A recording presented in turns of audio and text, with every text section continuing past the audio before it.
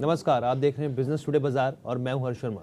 देश की leading wind power company Suzlon energy ने क्वार्टर टू के रिजल्ट्स जारी कर दिए हैं। कंपनी के नंबर शानदार रहे हैं। ऐसे में क्या इस ग्रोथ का मोमेंटम आगे भी जारी रहेगा? क्या कंपनी पूरी तरीके से कर्ज मुक्त हो गई है? और निवेशकों के लिए कंपनी का क्या खास मैसेज है? तमाम सवालों के जवाब के लिए हमारे साथ सुज़लॉन के CFO मिस्टर हिमांशु मोदी जुड़ रहे हैं। सर, आपका बहुत बहुत स्वागत है बिजनेस टुडे बाजार में।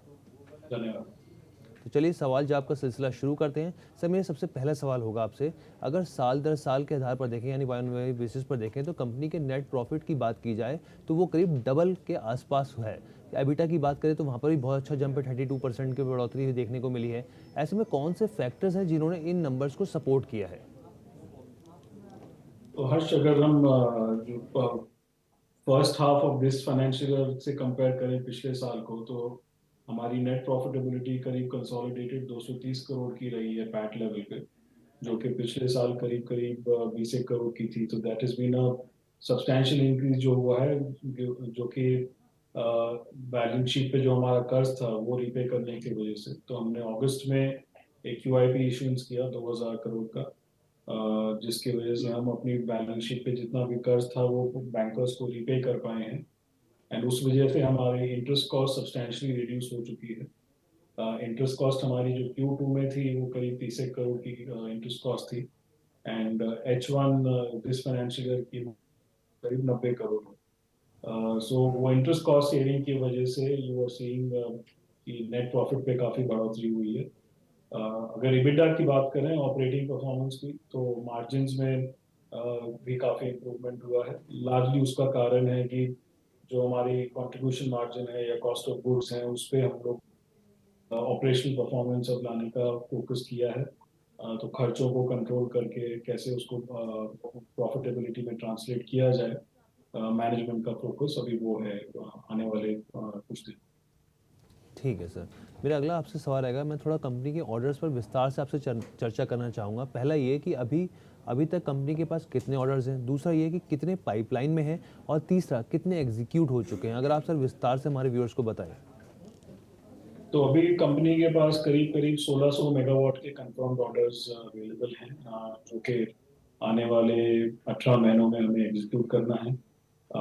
पाइपलाइन की अगर बात करें तो इंडस्ट्री में भी काफी पॉजिटिव मोमेंटम है, जिसकी वजह से ऑर्डर पाइपलाइन हमारी काफी अग्रेसिव है।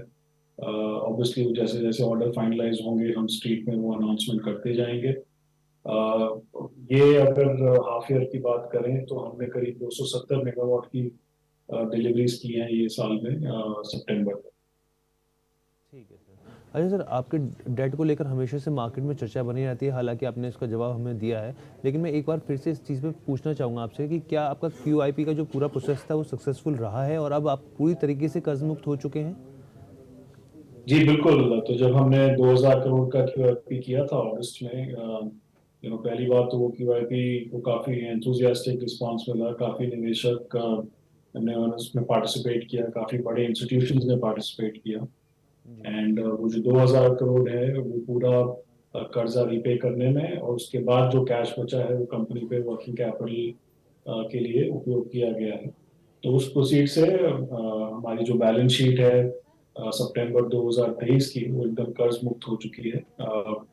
इनफैक्ट 600 करोड़ का हमारे पास सरप्लस कैश है बैलेंस शीट में 30 सितंबर। ठीक है सर, मतलब कैश फ्लो की स्थिति की बात की जाए तो यहाँ पे सरप्लस है आपके पास ना?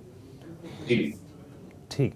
अच्छा सर, मौजूदा वक्त में कंपनी में प्रमोटर्स की जो होल्डिंग है वो 13.29% है। क्या कंपनी हम लोग आगे देख सकते हैं कि आने वाले दिनों में इस पे बढ़ाने पर विचार कर रही है? देखिए, वो तो मेरे लिए CFO ऑफ द कंपनी कहना मुश्किल होगा कि परिवार में क्या सोच विचार है इस विषय पे। बट जी। फैक्ट ऑफ द मैटर है कि कंपनी की जो प्रमोटर होल्डिंग है वो करीब 13.3% है। ठीक है सर। अच्छा sir, second half of the financial year में आपकी क्या एक्सपेक्टेशन है अभी? सो हाँ, हमारा तो बहुत क्लियर फोकस है कि जो भी ऑर्डर बुक है हमारे पास उसको टाइमली बेसिस पे और प्रॉफिटेबल एग्जीक्यूशन करें। जैसे कि मैंने आपसे कहा कि 1600 मेगावाट के कंफर्म ऑर्डर्स हैं, जो कि हमें आने वाले कुछ क्वार्टर्स में एग्जीक्यूट करना है।